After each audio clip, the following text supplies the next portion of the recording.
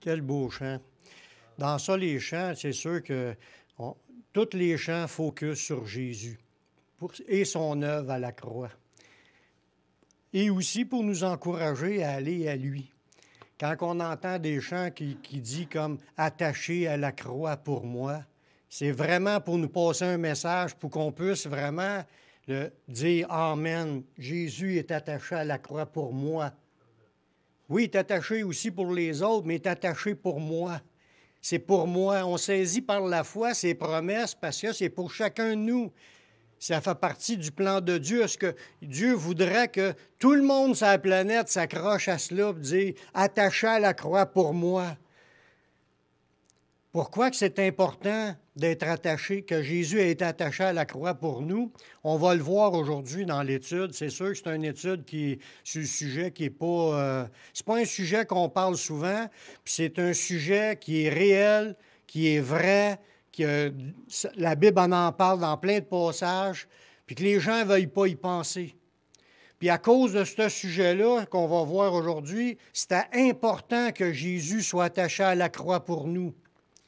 Il fallait qu'il meure à la croix, qu'il verse son sang, qu'il subisse le châtiment de Dieu à notre place. Parce que quand Jésus est accroché à la croix, c'était à notre place. C'est nous qui devions mériter la mort à cause de nos péchés. La Bible, Dieu, ça le dit dans la parole de Dieu que Dieu, il est juste, autant que Dieu est amour, il voudrait que tout le monde soit sauvé, mais Dieu est juste, puis il a déjà annoncé qu'il y aura un jugement pour les coupables, pour ceux qui sont dans leur péché. Il fallait absolument que Jésus aille payer à la croix le sacrifice que ça prenait pour subir la mort à notre place. Pour nous éviter, selon le sujet qu'on va voir aujourd'hui, on va voir le sujet « L'enfer, un mythe ou une réalité ». On va étudier ce thème-là dans le Nouveau Testament. Qu'est-ce que Dieu a dit? Qu'est-ce que Jésus a dit? Qu'est-ce que les apôtres ont dit à propos de l'enfer? Puis avec ça, ça va... Puis je vous le dis, c'est quelque chose que Dieu me dit de le dire. Puis quand on veut parler de sujets si précis que ça, qu'il y a un enfer, c'est ça qui est le but. Vous allez voir que ce n'est pas un mythe, c'est une réalité. L'ennemi, le diable, ne veut pas qu'on parle de ces sujets-là parce qu'il veut tenir le monde aveugle dans ces sujets-là. Il ne veut pas que le monde se préoccupe de penser à ce que ça existe vraiment, puis que ça l'amènera des gens peut-être à craindre la mort, puis à désirer vouloir changer de vie avant de mourir. Parce que c'est important qu'on saisisse ce sujet-là, parce que c'est aussi un sujet qui frappe chaque individu qu'on connaît. Même nous-mêmes, on est face à cela. Puis il y a une seule manière d'éviter cela, puis on va le voir aussi dans la parole de Dieu. C'est un message pour tout le monde, même s'ils ne sont pas ici aujourd'hui pour venir l'entendre. Parce que tout le monde va mourir. La Bible a dit, il est réservé aux hommes de mourir une seule fois, après quoi vient le jugement. On n'est pas en train de jouer à un jeu vidéo qu'on peut repaiser sur reset, puis recommencer une nouvelle game.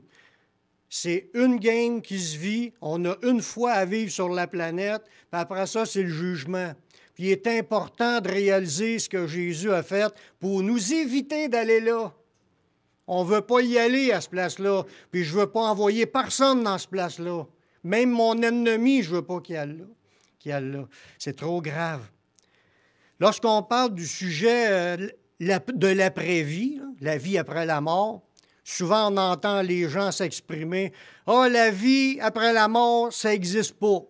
Le monde, en général, veut nier qu'il y aura quelque chose après. Ils veulent nier qu'il y aura une vie après la mort. Il y en a qui vont dire « Lorsque je meurs, je suis enterré, puis ça finit là ». Ils essayent de se convaincre, de se dire, parce que chacun se fait son opinion pendant sa vie. On essaye de se dire, je vis ma vie comme que je veux, puis je décide que ça l'arrête là. C'est ça qui est le point. Quand quelqu'un affirme ces choses-là, il essaye de se convaincre que ça l'arrête là. Si on parle du ciel puis de l'enfer, puis là, tu poses la question, on sait que le monde veut aller. Il y a beaucoup de gens qui vont dire, tout le monde va au ciel. Il y en a d'autres qui vont dire, plus pire que ça, « Oh, j'aime mieux aller régner en enfer que d'aller servir au ciel. » Ils vont dire des affaires de même, ou ils vont dire « Oh, je vais aller prendre une bière avec mes chums en enfer, puis c'est là qu'il y a les plus belles filles. » Toutes sortes d'idées comme cela que le monde se sort. Mais qu'est-ce que la Bible dit de la vie après la mort? Qu'est-ce que la Bible dit sur la réalité des choses que Dieu a préparées? Parce qu'il faut bien comprendre cela. Ce n'est pas quelque chose qu'on se convainc puis qu'il va arriver comme qu'on le pense parce qu'on était convaincu d'une chose. Je n'ai pas demandé de venir au monde. Chacun de vous, là, aucun de vous, je pense, qui a demandé de venir au monde. Puis vous n'avez pas le contrôle non plus sur la journée que vous allez quitter ce monde. On fait face à une vie qu'on n'a pas choisie. On vit au monde dans un corps qu'on n'a pas choisi, dans une famille qu'on n'a pas choisie. On est ici, puis on fait ce qu'on peut pour survivre. Mais les règles de cette vie, ce n'est pas nous autres qui les a établies, c'est Dieu. Dieu, il a un plan. Puis on n'a pas le choix si on veut rentrer dans ce que Dieu a préparé de beau, mais on n'a pas le choix de suivre les règles puis de s'en aller dans le chemin que lui a tracé, qui était bon et beau, comparativement à ceux qui disent « Moi, je rejette tout ce que Dieu dit, je ne crée pas ça, puis je laisse aller ça. » Puis là, ils pensent qu'ils vont pouvoir choisir la suite. Mais cette valeur, ce n'est pas nous qui décidons. C'est pour ça qu'il est important d'étudier ce que Jésus a affirmé là-dessus et ses apôtres pour qu'on puisse comprendre vraiment ce que Dieu a préparé. La Bible ne parle pas d'une fin de vie après la mort. Des fois, on voudrait cela parce qu'on ne voudrait pas se remettre l'idée que « Hey, ça se pourrait-tu qu'il y ait une vie après la mort? » Puis tout ce que j'ai fait, y a-t-il quelqu'un qui a vu ça, ce que j'ai dit, ce que j'ai fait, ce que j'ai pensé, toutes mes actions, ma vie en entier, là, j'ai vécu plein d'affaires qui n'avaient pas d'allure. Des fois, on regrette des affaires qu'on a faites tellement que c'était laid. Puis on voudrait que tout s'efface-là en mourant pour ne pas avoir à revoir tout cela, puis surtout pas avoir à rendre compte de ce qu'on a fait. Rendre des comptes. Ce qu'on appellera un jugement. Est-ce que Dieu a établi un jugement après la mort? On va le voir dans des passages. La Bible ne parle pas d'une fin de vie, puis elle ne parle pas non plus d'une réincarnation, comme certains pensent qu'ils vont se réincarner. Puis là, ils vont pouvoir revenir d'une deuxième vie, puis pouvoir s'améliorer. Puis s'ils ne sont pas améliorés, ils vont encore se réincarner pour essayer, comme qui dirait, d'améliorer leur karma, puis d'arriver à une vie parfaite qui finisse par rentrer au ciel. Après 6000 ans d'histoire, je n'ai pas vu un homme parfait encore dans mes yeux. Je n'ai pas vu un homme qui avait atteint la perfection, à part Jésus. Puis que lui, la Bible a dit qu'il est venu qu'une seule fois dans la vie, puis il a vécu sa vie parfaite qu'il fallait qu'il la vive pour accomplir sa mort à notre place. Mais ça, on va le voir à la fin. Le but, c'est qu'il n'y a pas de réincarnation. La Bible a dit qu'elle parle de résurrection. Une résurrection, c'est un retour à la vie. À être ressuscité, c'est que Dieu va nous redonner un corps, puis moi, je vais rester Daniel Poulain. Peut-être qu'il va décider de me changer de nom, bien moi, je vais être pleinement conscient que je suis revenu dans un corps, puis je vais continuer à vivre. Puis comme chacun de vous, ça va être la même chose. Dieu va ressusciter tout le monde. Tout le monde va revenir à la vie un jour. Mais il y a des choses qu'il faut comprendre là-dedans. Il y a réellement une vie éternelle après la mort. C'est une vie qui est sans fin. Ça, c'est comme pour dire qu'aujourd'hui, on est en train de vivre une vie, là. Ça, c'est le départ quand on est venu au monde. Puis ça, c'est la fin quand on meurt. Puis après ça, on tombe dans une vie qui est sans fin. Puis il est important qu'on se prépare pour entrer dans cette vie-là. Il ne faut pas arriver là sans ce que Dieu a préparé, parce qu'on risque d'être dépourvu quand on va rentrer l'autre bord. Puis peut-être qu'on va avoir honte, puis peut-être aussi qu'on va avoir des conséquences graves. C'est ça qu'on va regarder aujourd'hui. La preuve principale qu'il y a une résurrection, c'est que Jésus lui-même est ressuscité après sa mort. Parce qu'il faut comprendre que Dieu, lui, veut qu'on marche par la foi. S'il aurait voulu, il aurait pu ressusciter à mesure tout le monde qui est mort. Il aurait pu. Mais il a décidé de faire ça comme les choses sont comme à la cachette. Souvent, Jésus a parlé avec des paraboles, Puis là-dedans, il veut qu'on découvre ce qu'il a dit. Mais quand Jésus est venu, il l'a montré, il l'a mis en évidence. C'était annoncé d'avance qu'il viendrait le Messie, qu'il vivrait une vie sans péché, puis qu'il mourrait sur la croix, sur le bois, puis qu'il payerait pour la dette des péchés. Puis c'était écrit aussi qu'il ressusciterait le troisième jour. C'était des paroles annoncées, puis que ça s'est accompli. Puis le but, c'est que le message de l'Évangile, c'est ça, là, ce qu'on va voir dans un verset. C'est dans 1 Corinthiens chapitre 15, le verset 3 à 6. C'est le message de l'Évangile que Jésus est venu, il est mort, puis il est enseveli, il est ressuscité le troisième jour, puis là, il est apparu à plein de monde. On va le lire ensemble dans 1 Corinthiens chapitre 15, le verset 3. Il dit « Je vous enseignais avant tout, comme je l'avais reçu, que Christ est mort pour nos péchés selon les Écritures. » C'est selon les Écritures. Ça veut dire que Dieu, dans son plan, avait déjà écrit d'avance qu'il viendrait pour mourir sur la croix. Mais c'était pas écrit la croix, mais sur le bois. Qu'il mourrait sur la croix, pour mourir pour nos péchés, selon les Écritures. Verset 4, qu'il a été enseveli. Fait qu'il a fallu vraiment qu'il goûte la mort. Elle a été constatée par tout le monde. Ils l'ont mis dans un tombeau. Il est resté là pendant 3 jours. Puis qu'il est ressuscité le troisième jour, selon les Écritures. Parce que la Bible elle dit qu'il n'était pas possible qu'il fût retenu par la mort. Il a ressuscité d'entre les morts. Puis là, il est apparu à Céphas, qui est Pierre.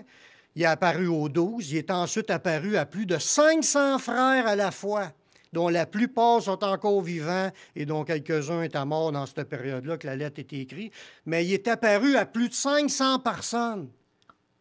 Pourquoi que ça s'est passé comme cela? Parce que Dieu voulait démontrer à ses disciples, à tous ceux qui ont cru en Jésus, qu'il y a une résurrection.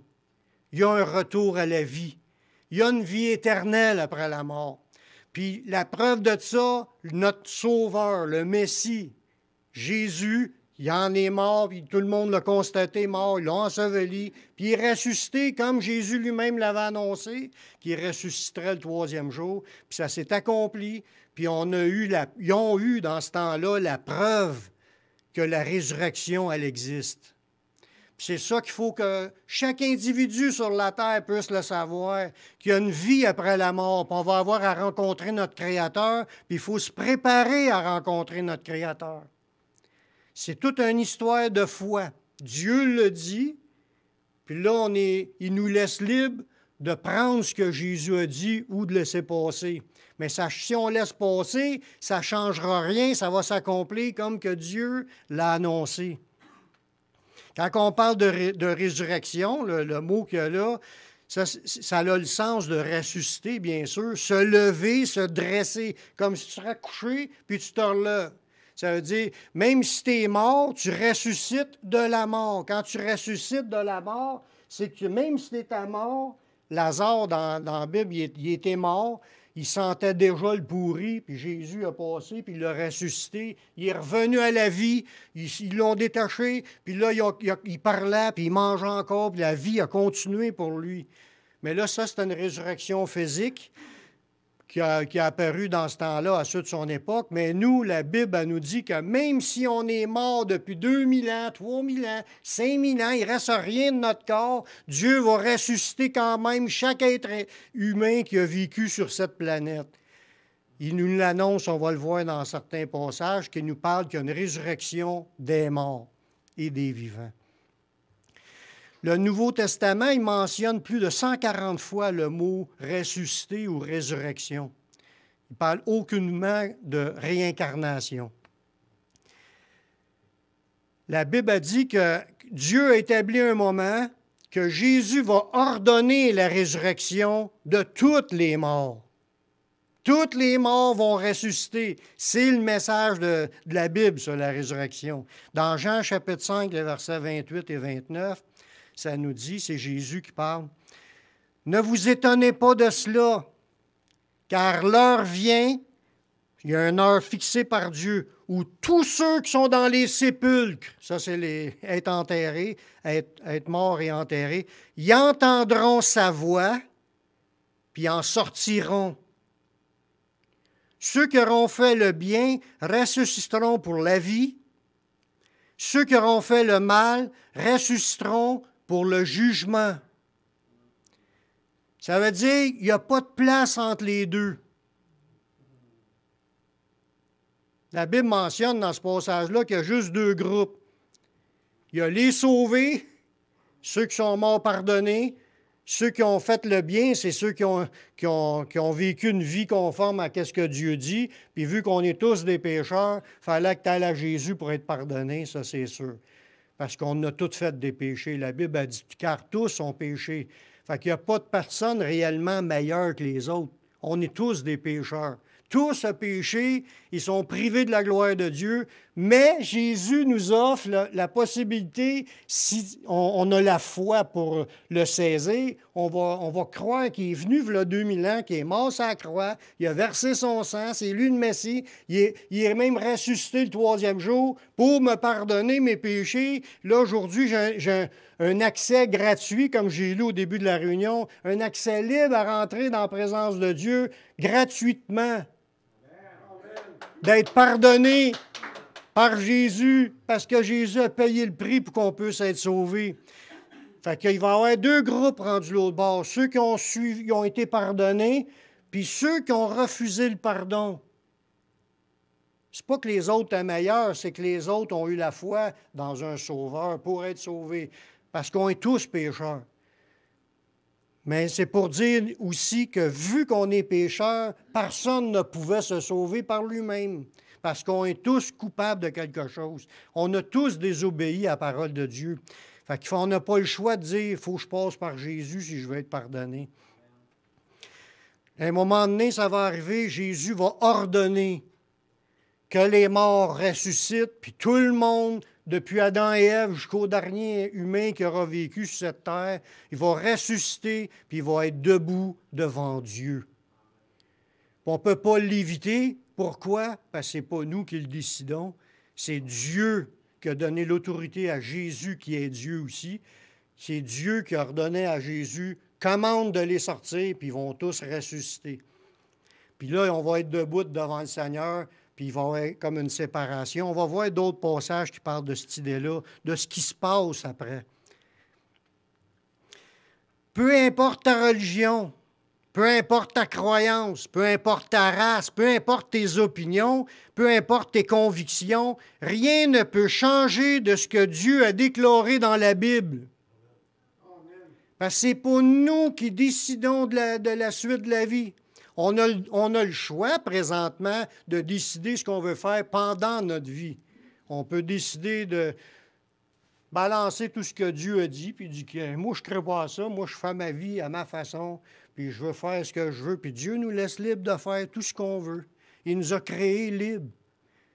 Puis il ne forcera pas personne. Sauf qu'il vient frapper à notre cœur, puis il nous le dit qu'il est là, puis il nous le dit qu'il nous aime, puis il nous le dit qu'il voudra nous sauver. Il vient nous le dire, mais là, des fois, il y en a qui résistent parce qu'ils savent que c'est vrai, mais ils veulent tellement profiter des plaisirs de péché qu'ils ne sont pas prêts à tout abandonner pour suivre Jésus. Ceux qui ont vraiment la foi, une foi qui se démontre par leur vie, qui vivent vraiment dans cette foi-là, ils vont dire, moi, je crois qu'est-ce que Jésus a dit, puis tiens, Seigneur, prends ma vie, je te la donne, je veux te suivre, je veux te servir, je veux marcher avec toi, je veux recevoir tout ce que tu as me donné. Puis je crois que tout le monde qui sont ici, c'est ça qu'ils veulent. Sinon, vous ne seriez pas ici. On veut tout ce que Dieu doit nous donner, puis on veut le prendre par la foi. Pourtant, ces gens-là qui ont refusé, Dieu les a invités. Dieu y invite l'humanité en entier à être sauvée. Jésus nous a invités à entrer dans la porte puis le chemin qui mène à la vie. Il y a une porte qui nous mène à la vie, puis c'est Jésus. Jésus l'a dit, je suis la porte. Puis il a dit aussi, dans Matthieu 7, le verset 13 et 14, il dit, entrez par la porte étroite. Il invite le monde à rentrer, puis il voudrait que tout le monde rentre par là. Puis il y aura de la place là, dans le royaume de Dieu pour tout le monde qui vit. Il y a de la place, puis même je suis sûr que Dieu est capable de bâtir des agrandissements s'il y aura trop de monde. On n'a pas besoin de s'inquiéter de ça. C'est déjà tout prévu, c'est déjà qui va être là. Parce que, puis Dieu, il nous aime tellement qu'il invite tout le monde, même s'il sait qu'il y en a qui ne viendront pas. Il savait d'avance qu'il y en a qui ne croiraient pas à son message. Mais il savait qui était pour croire, puis il prend soin de nous pour se rendre. Une fois que tu lui as donné ta vie, il te tient dans sa main, puis il veut te conduire dans ses voies. Mais il nous dit, entrez par la porte étroite, car large est la porte. Là, il parle d'une autre porte qui est bien large. Large est la porte, spacieux le chemin qui mène à la perdition. Puis il y en a beaucoup qui rentrent par là. Mais étroite est la porte, resserré le chemin qui mène à la vie, puis il y en a peu qui les trouvent. Dans ce passage-là, c'est comme si on n'a pas 3 chemins devant nous, on en a juste 2. Soit une petite porte étroite qui s'appelle Jésus, ou une porte large qui nous permet tous les plaisirs de ce monde que Dieu ne veut pas, dans un sens, mais que les gens veulent. Ils ne veulent pas s'occuper de ce que Dieu a dit. Fait que go, on se livre à tout ça. Puis il dit, il y en a beaucoup qui rentrent par là. C'est pour ça qu'un autre passage, il va dire, il y a beaucoup d'appelés, mais peu d'élus. Il y en a peu qui vont répondre à l'appel. Bien, Dieu cherche quand même des gens, puis il invite tout le monde, puis il nous dit, dans un autre passage, « Efforcez-vous d'entrer par la porte étroite. » C'est écrit dans Luc au chapitre 13. Il veut qu'on rentre. Il veut qu'on rentre parce qu'il veut nous sauver. Il sait l'enjeu de ce qui va se produire si on meurt dans nos péchés. Dieu le sait parfaitement, puis il nous a annoncé cela dans plusieurs passages qu'on va regarder. On continue l'idée. Il y a une porte mince, une porte étroite, puis ça, c'est Jésus. Puis il y a un seul chemin, puis c'est encore le chemin de Jésus. Parce qu'il y en a qui passent à Jésus, mais ils ne veulent pas marcher un chemin avec Jésus. Ils veulent juste voter pour Jésus. « Ah, je vote pour Jésus. On voudrait être sur le bord. » Mais Jésus parle de 2 choses qu'il faut trouver. Il faut que tu trouves la porte, puis il faut que tu trouves le chemin. Puis savez-vous ce que c'est? Il est là, le chemin.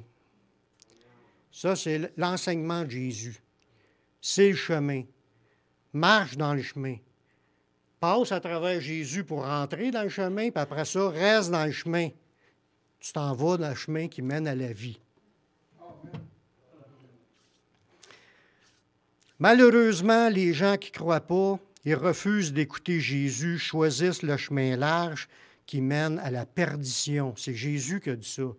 Puis le mot perdition, dans le grec, c'est perte, perdre, périr, pernicieux, dissolution, ruine, destruction. C'est tous les synonymes de ce mot-là. Le chemin large mène à la destruction, à la perdition, à la ruine.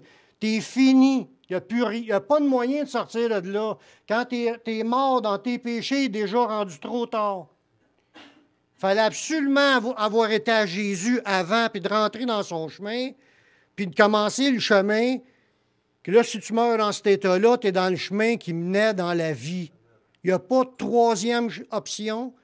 Fait que soit que tu es avec Jésus, ou soit que tu es dans le chemin large, mais tu es fini. C'est la perdition. Des fois, ils disent « Oh, c'est pas grave, comme je disais tantôt, je vais aller prendre une bière avec mes chums, ou c'est en enfer qu'il y a les plus belles filles. » Toutes des idées comme ça qui n'ont aucun sens. C'est vraiment parce qu'ils ne pensent pas réellement à la vérité. C'est qu'ils se font des fausses idées, comme dire il va avoir tué plein de monde, puis ils pensent qu'il va avoir 60 vierges rendues l'autre bord. C'est complètement faux. Il n'y a aucun verset qui enseigne ces choses-là. S'ils se font des idées, ils sont prêts à mourir pour leurs idées, mais ce n'est pas ce que Dieu a enseigné. C'est soit tu es avec Jésus, ou soit tu es dans un chemin qui mène à la ruine. Fini. On va l'éplucher un peu dans d'autres versets pour voir qu'est-ce que ça veut dire quoi tout cela. Quelques versets qui décrivent le ciel, qui décrivent le lieu horrible. Parce que le ciel, on va en reparler dans d'autres moments, parce qu'il y aura trop de choses à dire. Même pour cette étude-là, parler de la suite d'après la vie, j'ai déjà fait une étude sur Internet, de la vie, de la mort, puis la vie après la mort. Il y a 15 messages, je pense, dans cette prêche-là, qui expliquent différentes idées dans tout cela. Si vous voulez approfondir, c'est là dans mon site Internet. C'est pour ça que là, il faut condenser pour arriver à faire un message juste précis sur le lieu horrible. Jésus a parlé de ce lieu de perdition-là à plusieurs reprises.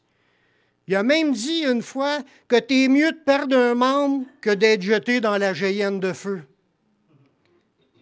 T'es mieux de t'amputer un morceau, le morceau qui te fait pécher, là.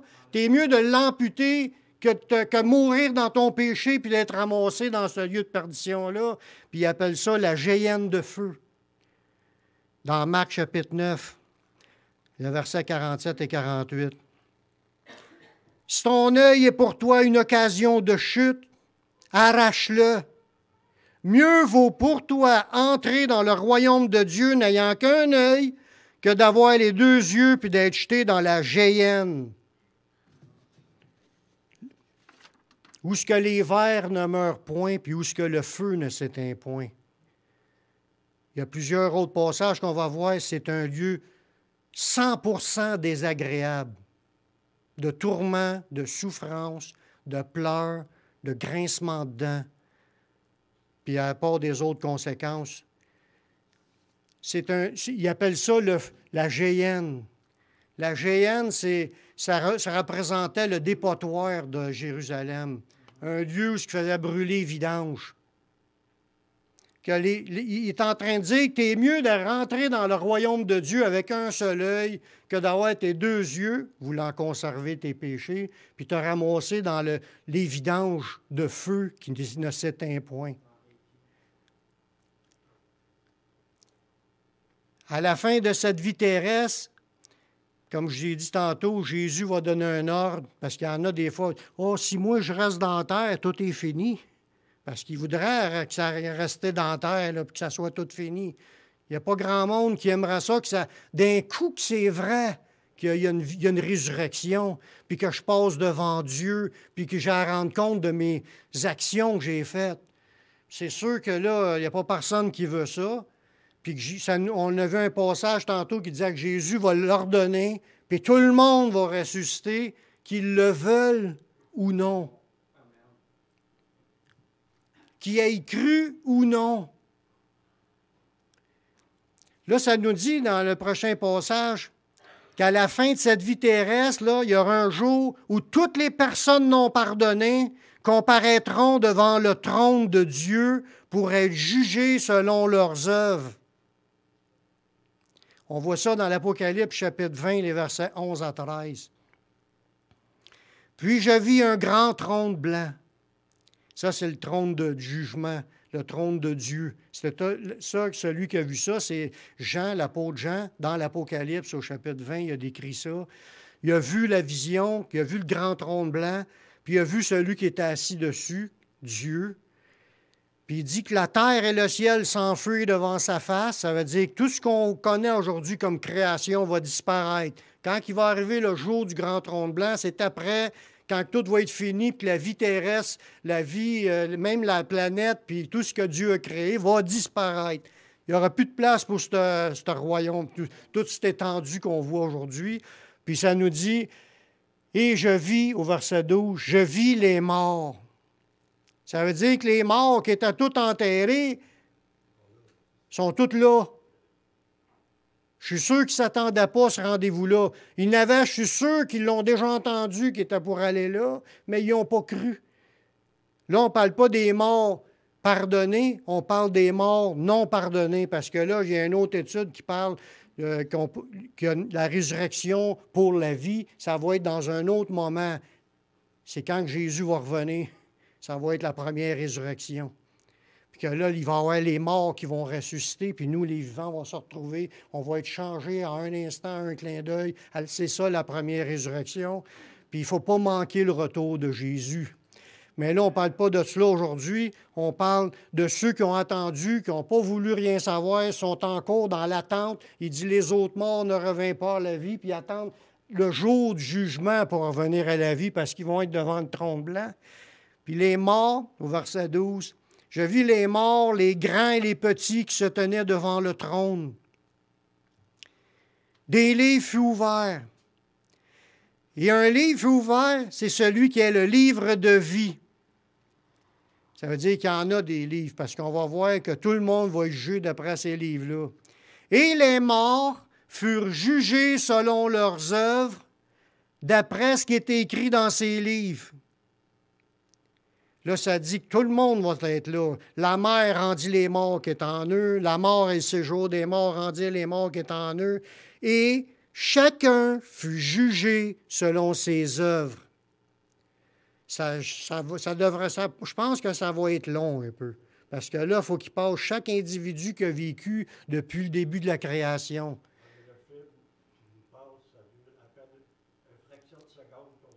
Oui, mais là, nous, là, notre film, mais les autres vont savoir le film de notre vie. Parce que là, les œuvres vont être dévoilées d'après ce qui est écrit dans ces livres. C'est comme passer en cours pour une personne, puis là, tout ce qui est, les preuves sont là. Ils te montrent les preuves de la perdition. Toutes nos pensées mauvaises qu'on a eues, nos paroles mauvaises, nos ressentiments mauvais, toute notre méchanceté, toutes nos actions mauvaises, tout ce qu'on a fait de mauvais va être dévoilé devant Dieu, devant la création en entier. On ne pourra pas dire « Ouais, mais... » Non, on ne peut pas se défendre. Il y a juste un seul avocat qui peut nous défendre, puis c'est Jésus. Il y a juste lui. T'es mieux d'accepter Jésus pendant que tu es vivant, parce que c'est le seul avocat qui peut te défendre rendu l'autre bord. Il va dire, moi, je suis mort sur la croix pour payer pour la dette de ses péchés. Puis là, Dieu va dire, t'es acquitté, t'es blanchi, t'as pas de péché, tu rentres. Mais nous, on ne sera pas à ce jugement-là parce qu'on est déjà des ressuscités. Il y a beaucoup de choses à dire là-dessus, mais je ne veux pas me sortir de cette idée-là. C'est que les morts non pardonnés parce qu'ils n'ont pas été à Jésus n'ont aucune possibilité de se disculper. Tu ne passes pas en cours pour les bonnes actions que tu as faites. Tu passes en cours pour les mauvaises. Puis la Bible, elle dit, tous ont péché. Tous ont péché, ils sont privés de la gloire de Dieu. J'ai péché, on a tous péché. Donc, la Bible a dit, après une seule offense, le jugement est devenu condamnation. Fait que les gens vont passer un par un devant le grand trône, puis ça dit que les morts furent jugés d'après leurs œuvres, d'après ce qui est écrit dans ces livres. Fait que ça veut dire que chaque personne a au moins son livre, avec toute sa vie est dévoilée devant Dieu. Dieu connaît tout ce qu'on a fait depuis qu'on est au monde jusqu'à la fin de notre vie.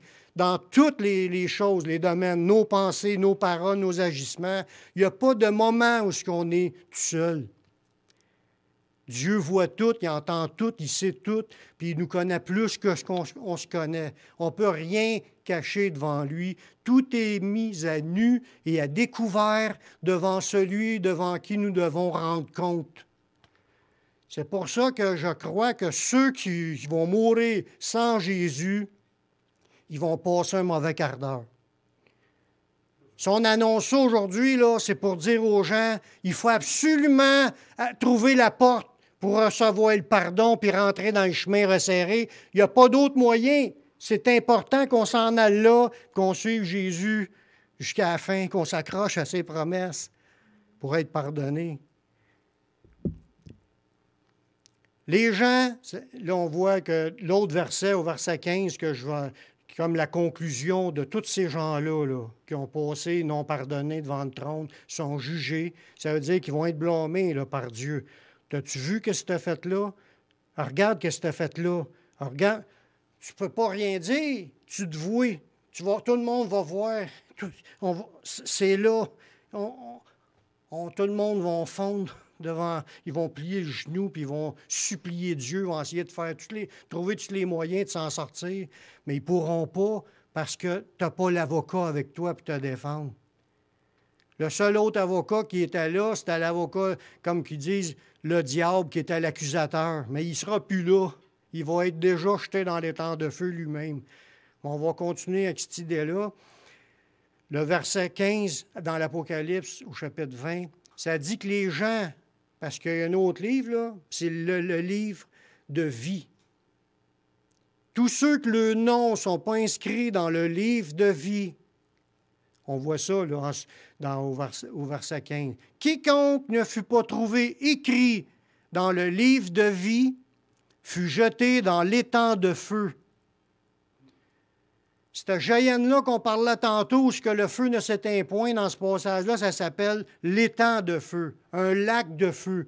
Dans le grec, c'est une rive enflammée, qui était comme le dépotoir de Jérusalem, l'image que Jésus en donnait, qui était comme le dépotoir du royaume de Dieu, où ce qui est le paradis, la vie avec Dieu. Puis dehors, c'est le dépotoir, c'est là que les gens vont être jetés, puis ils ne pourront jamais voir Dieu, puis voir tout ce que Dieu a préparé pour ceux qui ont la vie. C'est pour ça qu'il est important que notre nom soit écrit dans le livre de vie. Puis ce nom-là, bien que Dieu savait d'avance, dans sa tête, savait qui acceptera, il y a un jour dans ta vie où ce que faut que tu décides de faire de Jésus ton Sauveur, ton Seigneur. Parce que c'est là que ça commence. Quand tu crois vraiment que Jésus est mort pour pardonner tes péchés, tu vas aller à Jésus, puis c'est là que tu es pardonné, c'est là que tu nais de nouveau, c'est là que ta nouvelle vie commence, que tu vas être rempli du Saint-Esprit, puis c'est là qu'il va commencer une vie avec toi dans le chemin qui mène à la vie, puis que là, tu vas vouloir marcher dans sa parole, puis que ta vie va être changée. Puis si tu meurs dans cette position-là, tu es une personne sauvée, inscrite dans le livre de vie, tu t'en vas dans la vie éternelle avec Dieu, dans le paradis, dans le ciel. Il est important qu'on prenne ce choix-là avant de mourir. Parce que si on meurt sans le pardon, on meurt dans nos péchés, puis on va faire face au jugement et la colère de Dieu. La Bible a dit, les gens non pardonnés seront jetés dans le feu éternel, qui est une prison éternelle préparée pour le diable puis pour ses anges. Quand c'était créé, cette place-là, ça avait un but. Le but premier, c'était le jugement du diable. C'était créé pour jeter le diable et ses démons, parce qu'il faut comprendre aussi, c'est une autre étude qu'on va faire à un moment donné, je l'ai déjà fait une, mais c'est que dans le ciel, Dieu avait créé tous les anges qui étaient tous bons. C'était tous des serviteurs de Dieu, jusqu'au jour où il y en a un qui s'est rebellé, qui est devenu l'adversaire, le diable.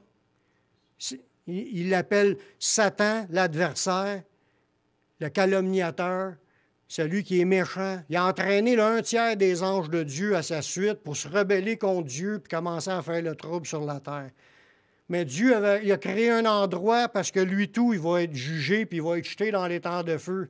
Ce lieu-là, c'était créé pour lui, pour jeter lui et tous ceux qui l'ont suivi. Mais ça nous dit dans le passage qu'on va voir, c'est Jésus qui dit ça dans Matthieu 25, 41. Jésus doit savoir ce qu'il dit, là, parce que c'est lui qui a tout créé. La Bible a dit que c'est lui qui a tout créé.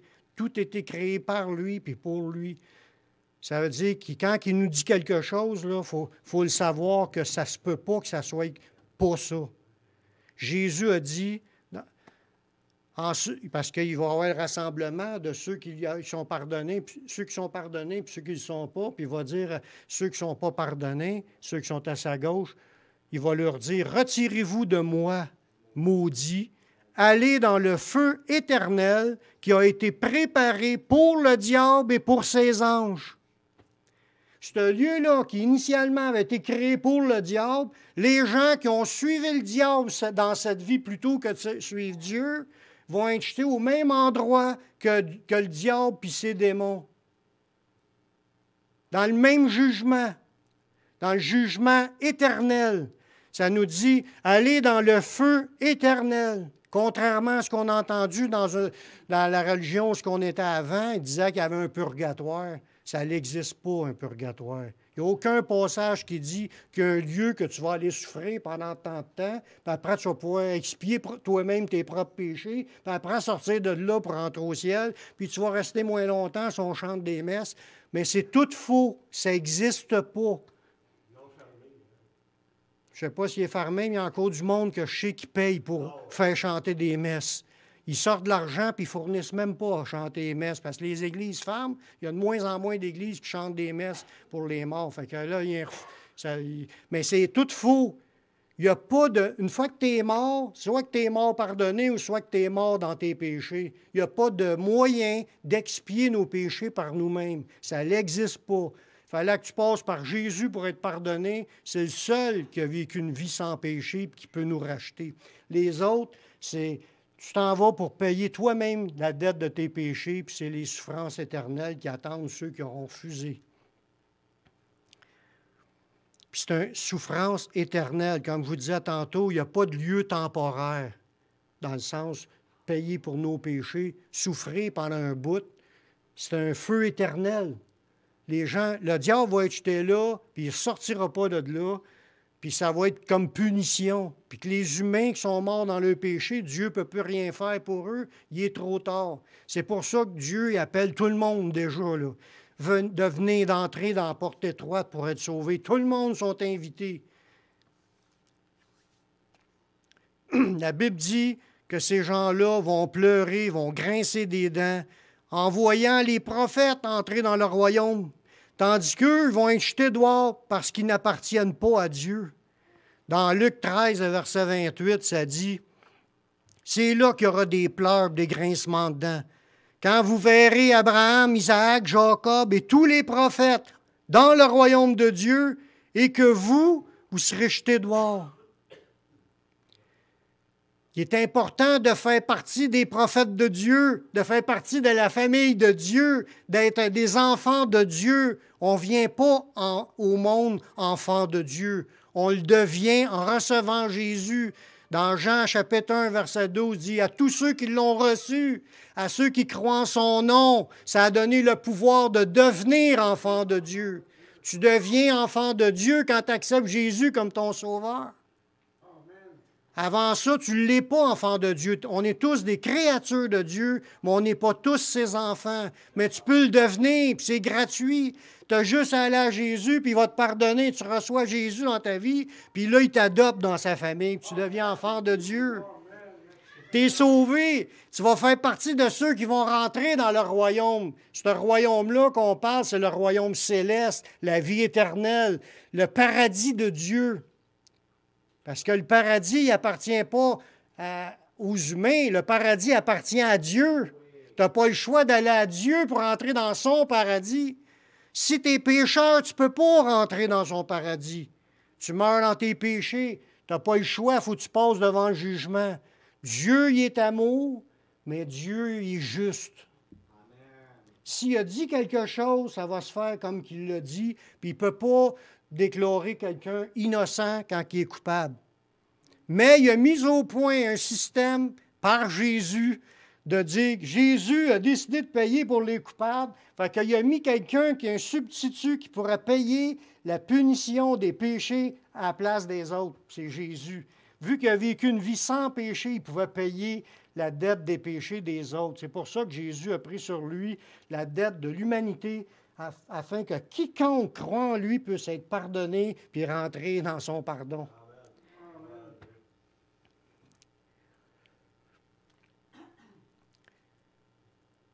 Là, ça dit que les gens qui vont être là, ils vont voir les enfants de Dieu rentrer dans le royaume puis qu'eux autres vont être jetés dehors. Il dit, c'est là qu'ils vont avoir des pleurs, des grincements de dents. Les gens vont dire, qu'est-ce que...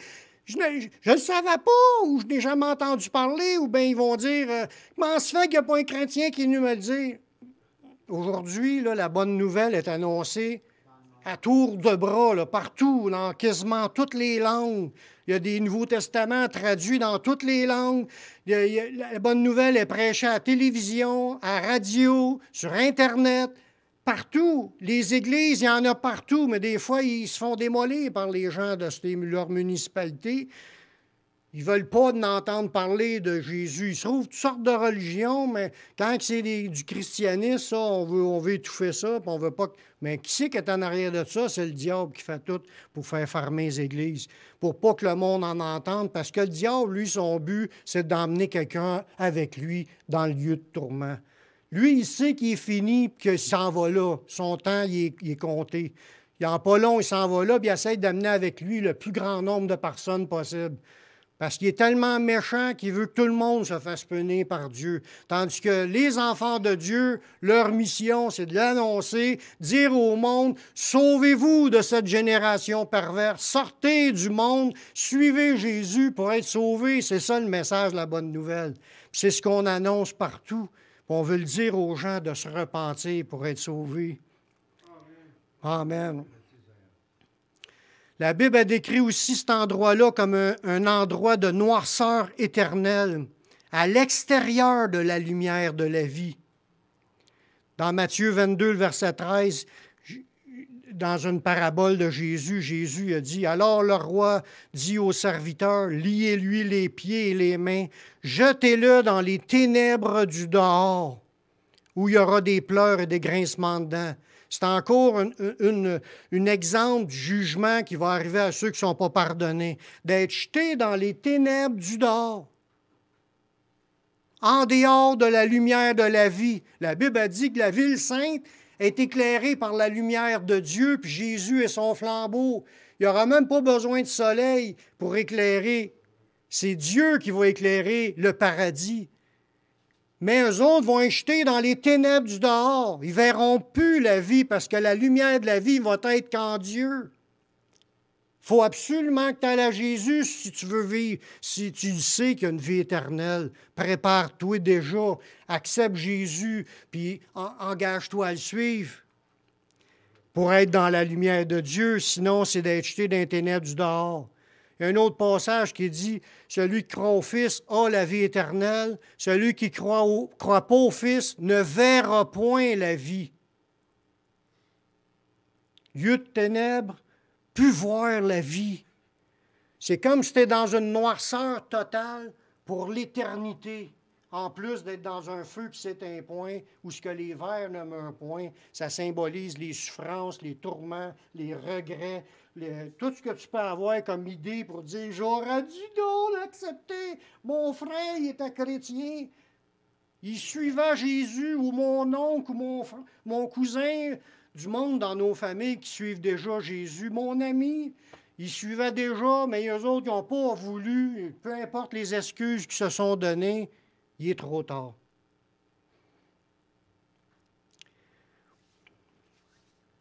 Si les gens n'entrent pas dans le paradis avec Dieu, ce n'est pas parce que Dieu ne voulait pas les sauver.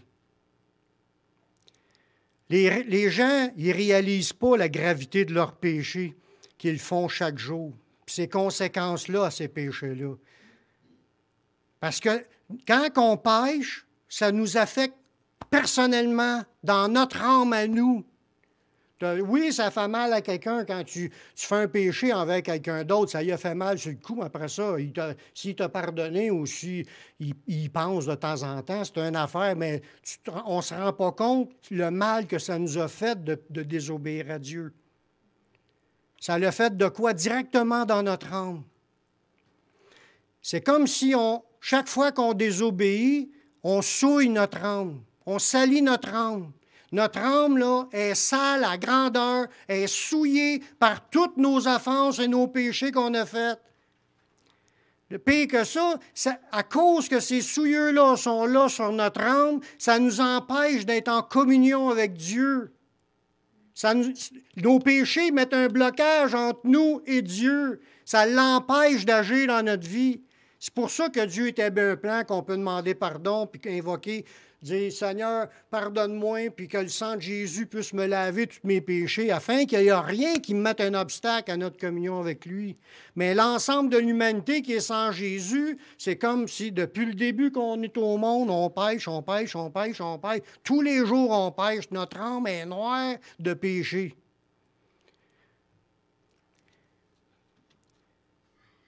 Dans Isaïe 64, le verset 6, ça dit « Nous sommes tous comme des impurs aux yeux de Dieu, et toute notre justice est comme un vêtement souillé. Nous sommes tous flétris comme une feuille, et nos crimes nous emportent comme le vent. » Tout le monde, on est sale, peu importe qui ce que nous sommes, on était comme ça, nous, avant d'être chrétiens. On était tous des comme cela. Mais si on n'est pas cela aujourd'hui, c'est à cause du sang de Jésus qui nous a lavés. Isaïe 59, le verset 2, ça dit, « Mais ce sont vos crimes qui mettent une séparation entre vous et votre Dieu. Ce sont vos péchés qui vous cachent sa face et l'empêchent de vous écouter. » Ça veut dire que notre âme qui est toute pleine de péchés, puis on pense, moi, mais que je meurs, je m'en vais au ciel direct.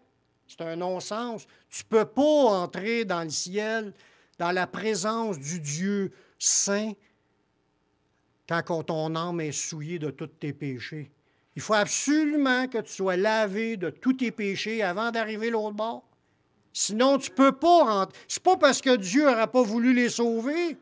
C'est parce qu'ils ne peuvent pas rentrer à cause de leur péché. C'est le péché le crime, c'est nos crimes qui nous met un blocage qui empêche Dieu de nous bénir, de faire neuf. Il faut absolument effacer ça en premier, puis il y a juste le sang de Jésus qui peut nous purifier.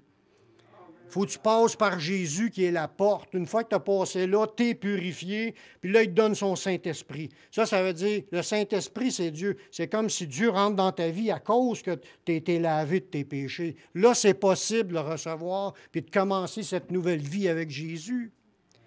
Il faut passer par la porte, puis il faut marcher dans le chemin. C'est Jésus le chemin. Nos crimes sont morts sans Jésus, nos crimes sont encore tous là, nos péchés sont encore tous là, puis on ne rentre pas avec ceux que Jésus va venir chercher pour être sauvés. On va attendre la résurrection à la fin pour passer devant le trône du jugement de Dieu pour être jugé selon nos œuvres. Puis il n'y a aucune de pardonner parce qu'il y avait juste Jésus qui va nous pardonner, puis on l'a refusé. Fait qu'on passe devant le juge pour être jugé selon nos œuvres. Puis on ne peut rien y cacher. Les gens, ils vont être bouche bée, ils ne sauront plus qu'est-ce à faire. Il n'y aura pas aucun moyen de s'en sortir. Ils sont perdus, c'est ça que Jésus a dit, le chemin large et spacieux qui mène à la perte. Si tu es dans ce chemin-là, pense-y même pas, il n'y a aucun moyen de sortir de là. Dieu il a déjà tout fait pour nous sauver. Il a envoyé son Fils mourir sur la croix pour nous sauver. Dans Jean 3,16, ça nous le dit, car Dieu il a tant aimé le monde qu'il a donné son Fils unique, c'est Jésus, afin que quiconque croit en lui ne périsse point, mais qu'il ait la vie éternelle. Si on veut être sauvé, il faut passer par Jésus. C'est un don, c'est un cadeau de Dieu parce que Dieu nous aime. Il voulait nous avoir, puis il est venu pour tout le monde. Hein? Ça nous dit, Dieu a tant aimé le monde. Il aime le monde. Il n'aime pas le péché, mais il aime le monde. Puis il veut que je donne une chance à tout le monde d'arriver à un moment donné, puis de dire, là, je suis tanné de vivre ma vie tout croche. Là, je veux, à partir d'aujourd'hui, je veux que ma vie change. Je veux être pardonné. Je veux recommencer à zéro, comme on efface tout, là. Puis là, je vais marcher avec Jésus dans ma nouvelle vie. Puis il va m'aider parce que le Saint-Esprit va venir en moi. Puis en plus, il va dans sa Bible, je vais lire ce qu'il y a là, puis je vais comprendre qu'est-ce que Dieu aime, qu'est-ce que Dieu n'aime pas. Puis là, je vais pouvoir marcher puis lui faire plaisir. C'est ça la vie d'un chrétien, quelqu'un qui veut marcher et faire plaisir à Dieu parce qu'il est sauvé. C'est ce qu'on veut. Tous nous autres, c'est tout ce qu'on veut. Puis le message qui est dit est aussi sur Internet, parce que je crois qu'il y a du monde qui écoute aussi sur Internet pour être touché par cela, parce qu'il faut que tout le monde qui ont une petite idée que, ouais, il y a peut-être une possibilité qu'il y ait une vie après la mort. Oui, il y en a une.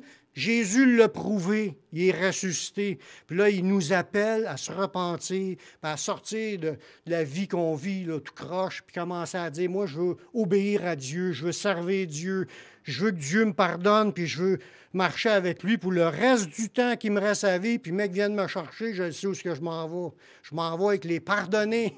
Je m'en vais dans la vie éternelle avec le Seigneur pour l'éternité. Amen. Dieu a tout fait pour qu'on soit sauvé. Fait que si une personne, un jour, n'est pas sauvée, ce n'est pas la faute de Dieu. Il a tout fait. Il l'a annoncé. La bonne nouvelle est quasiment mondiale. Ce sont très rares les places qui ne l'ont pas entendu. Puis la Bible, elle dit, si quelqu'un veut être sauvé, il faut aller à Jésus. Je n'ai pas choisi ce chemin-là, moi, dans le sens, c'est pas moi qui l'établis. J'ai vu que c'est ça que la Bible a dit, puis c'est ça que j'ai décidé de suivre. J'avais 20 ans quand j'ai donné ma vie au Seigneur. Mais je le savais que Jésus existait, mais je ne comprenais rien de ce qu'il voulait. Moi, j'avais commencé à lire l'Ancien Testament, je ne comprenais rien. Mais ce message-là est écrit dans le Nouveau Testament. C'est la nouvelle alliance que Dieu a faite avec les hommes à travers son Fils. Puis là, plus que je lisais là, après ça dans le Nouveau, là, je voulais connaître Jésus, je voulais être pardonné et je ne voulais pas aller en enfer. Je ne voulais pas y aller. Je savais que c'était quoi, je l'ai lu, puis je n'étais pas intéressé. Puis quand il est venu le temps, quand un prédicateur il a dit s'il y en a qui veulent accepter Jésus comme leur sauveur, mais là, il en donnait l'occasion, il a fait un appel. Moi, je voulais être sauvé, je ne voulais pas y aller en enfer, puis je me suis levé, puis je veux suivre Jésus. Puis c'est ça que Dieu nous demande de faire. Et si tu confesses de ta bouche le Seigneur Jésus, si tu crois dans ton cœur que Dieu l'a ressuscité des morts, tu seras sauvé. Car c'est en croyant du cœur qu'on parvient à la justice, puis c'est en le confessant de sa bouche qu'on parvient au salut. Si vous voulez être sauvé, aujourd'hui, je fais un appel. Est-ce que vous voulez accepter Jésus comme votre sauveur personnel? Pour qu'il vous pardonne vos péchés, puis qu'une nouvelle vie commence. Si vous avez cela, vous avez juste à lever votre main devant le Seigneur, puis après ça, on va prier avec vous. Puis même, je vais faire une prière générale avec tout le monde, pour que s'il y a du monde sur Internet qui a entendu ce message-là, puis qui veulent s'engager, je vais faire une prière pour vous engager devant le Seigneur à le suivre. Répétez cette prière avec moi. Père, je reconnais que je suis un pécheur, que je suis perdu, mais je sais que Jésus-Christ, il est mort sur la croix. Il a versé son sang pour que je puisse être pardonné. J'accepte Jésus comme mon sauveur, comme mon Seigneur. Prends ma vie, je la donne. Je veux te suivre, te servir tous les jours de ma vie. Donne-moi ton Saint-Esprit pour qu'il me conduise dans la voie de la vie éternelle. Amen.